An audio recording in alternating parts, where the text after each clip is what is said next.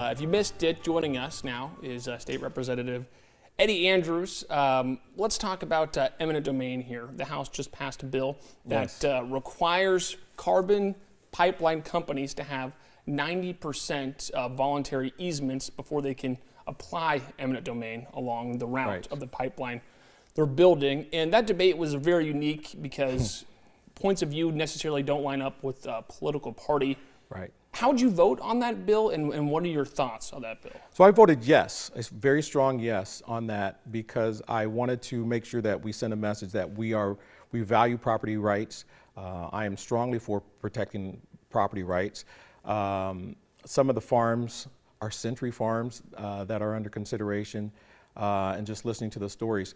But you raised up a couple of good points. It's across the party line.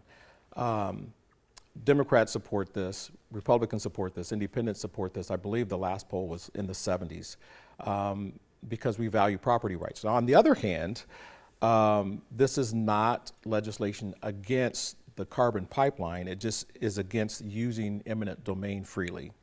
And you have several different schools of thought saying that that bill didn't do enough to protect the private property owners. So some didn't want to pass it.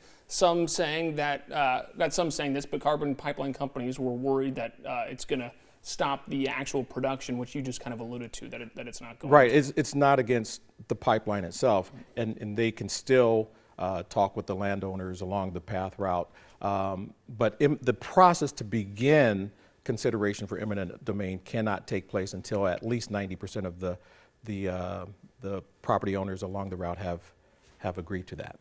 So we got about a month left remaining in the legislative session.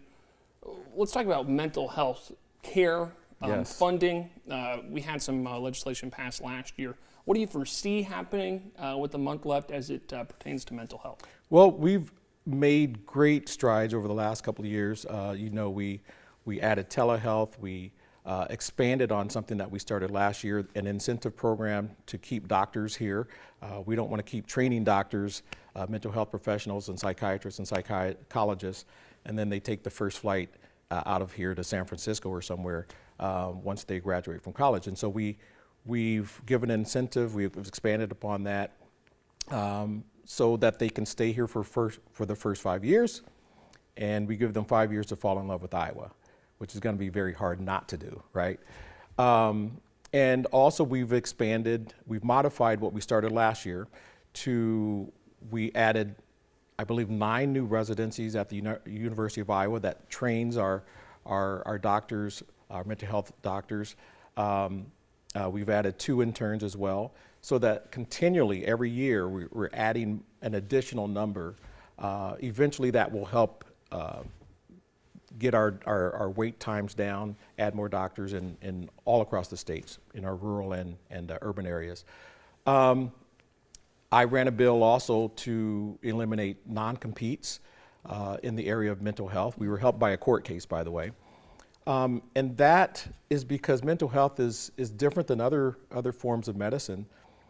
And so if a doctor, mental health therapist leaves a facility and you're assigned a new doctor, it doesn't always match up. And so we allowed continuity of care, continuity of therapy, and enable you to follow that therapist that you have a relationship with already.